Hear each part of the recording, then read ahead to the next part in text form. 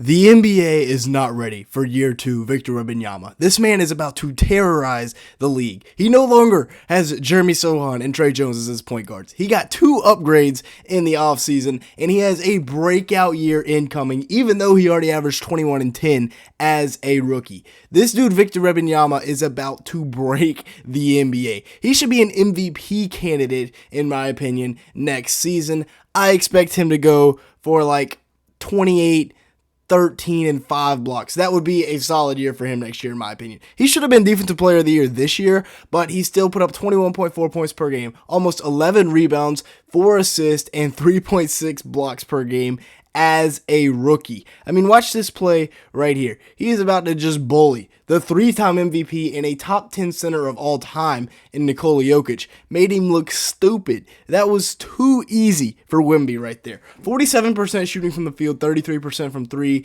and he will only be 21 years old next year.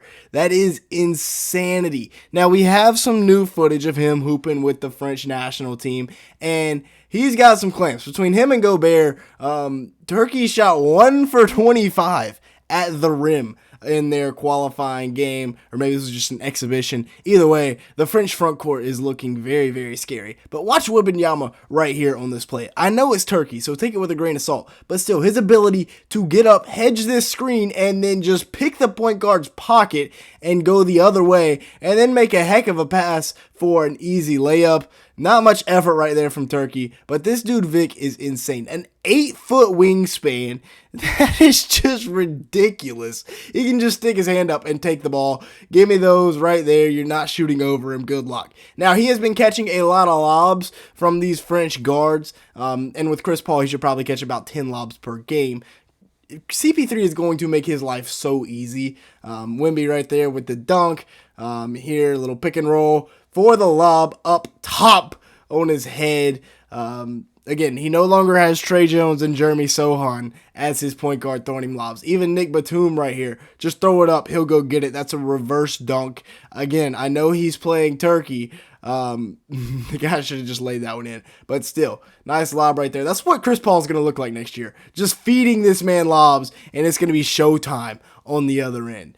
He should be absolutely unstoppable, especially once this three-point bag starts to kick in. I mean, just a little down screen, and then he's going to pop. I think he'll be greater than probably 35% from three this year, at least greater than 30, without a doubt. I mean, that's straight on three right there, looking really nice, and it's extremely difficult to contest. Now I'll talk about the draft moves, which we already talked about, but they got their point guard of the future with Stephon Castle. Some people are saying play him with a 2. I don't see that. They traded number 8, and again, people were kind of outraged about this in the last video, but they get 2 future first-round picks. I know one's a swap, but if that's a top 5 pick in the draft, I'm counting that as a future first. And you never know in the NBA. Like I said, only half of the NBA, well, less than half now, with DeRozan moving on, has a player that has been on their team for 7 years, and the NBA changes so quickly. In 7 years, it's going to be a completely different landscape for Minnesota. Now, Castle, you see the measurables right there. I think he's a really, really good future point guard. I don't see him as a 2 guard. 11.1 points per game, 4.7 rebounds, 2.9 assists in 27 minutes, and he was played out of position in college,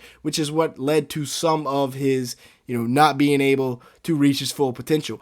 He's a natural passer, as you can see here. He had to play out of position, but he finds Klingon right there. He's already been playing with a post, so he knows how to make these post-entry passes, or a dominant post, I should say, that's taller than everybody else. Klingon with the dunk there. Castle to Wembenyama should be a staple in San Antonio for the next 5-10 years easily. Nice little outlet pass right there, but the post-entry passes is something that he's good at. Now, he's a project shooter, and that is one thing that is going to determine how good he can be at the end of the day. Only 27% from 3 on 2.2 attempts per game, but he was a 76% free throw shooter. So that is very good, very promising for the future. But the outlook for Castle is he has great potential. He's got great measurables.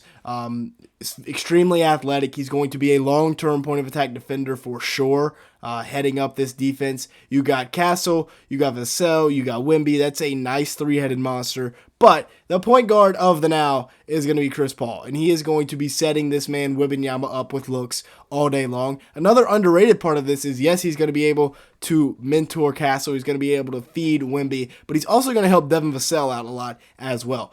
Chris Paul averaged 9.2 points per game, 6.8 assists, and 4 rebounds last year in Golden State. he's still got it. He's still got some left in the tank, and I think this connection is going to be something special next year. I mean, just look at what he did with DeAndre Ayton and Clint Capella. Got them both big-time contracts. Imagine what he's going to be able to do with Victor Wembenyama. Now, CP3 shot at 44% from the field and 37% from three last year on 3.6 attempts. And yes, he is 39 years old, but I still think he has plenty left in the tank. I still think he can really help Victor and help mentor this young Spurs team. With that being said, let's take a break here. Make sure to hit the like button, leave me a comment down below, and hit that subscribe button. As you can see here, a large majority of the people that watch these videos are not subscribed to the channel. So if that is you, go ahead and change that right now. Also, we're looking for about 200 to 300 likes on today's video. So if you could help us out with that, hit that like button, hit that subscribe button. It will all be greatly appreciated. Now, with that being said, let's go ahead and continue on. Looking at the Spurs still have some money left in the tank. Now, yes, they just made a move for Harrison Barnes, but I still think they can go out and get one of these unsigned shooting guards in Luke Kennard or Gary Trent Jr. for a minimum. Luke Kennard, I think, would fit in really well with the Spurs team, averaging 11 points, 3.5 assists, and shot 45% from three on 6 attempts last year. And then Gary Trent Jr. brings in that 3-and-D 2 guard that, you know, every NBA team would love to have. He averaged 13.7 points, 2.3 rebounds on 39% shooting from three on 6 attempts a game. The rest of the roster looks like this. I mean, you got Chris Paul, maybe they bring in Gary Trent, maybe they bring in Luke Kennard, maybe they don't bring in anybody, but you have CP3. I think they need a 2 guard. I don't think Castle is fit to be the 2. And then you got Vassell, Sohan, Wemby, whoever else they decide to start. And then off the bench, you got Stephon Castle, Trey Jones, Malachi Branham, who could be a good piece. Zach Collins, we'll see. Maybe Spurs fans seem to want to move on from him. And then you also have Keldon Johnson. And then we'll see about Harrison Barnes, who we'll talk about here in a second. But they have an elite wing on the team that flies under the radar in Devin Vassell, a guy that can knock down the 3-ball, a guy that can really defend, a guy that can drive. He can really do a little bit of everything. And between Castle, Vassell, and Wemby, over the next 3 to 5 years, they should have an elite defensive trio. Vassell averaged 19.5 points per game, 4.1 rebounds, 3.8 assists, and 1.1 steals, and should be a very viable second option alongside of Victor Wembenyama as this Spurs team continues to grow and develop together. Only shot 37% from 3 this past year on 6.6 attempts, so maybe that's something you question a bit, but 47% from the field. And he's 24 years old, so he's still growing, still developing. He will be 24 this season. Needs to get that 3-point percentage up, but still, I mean, those are stats from a 23-year-old.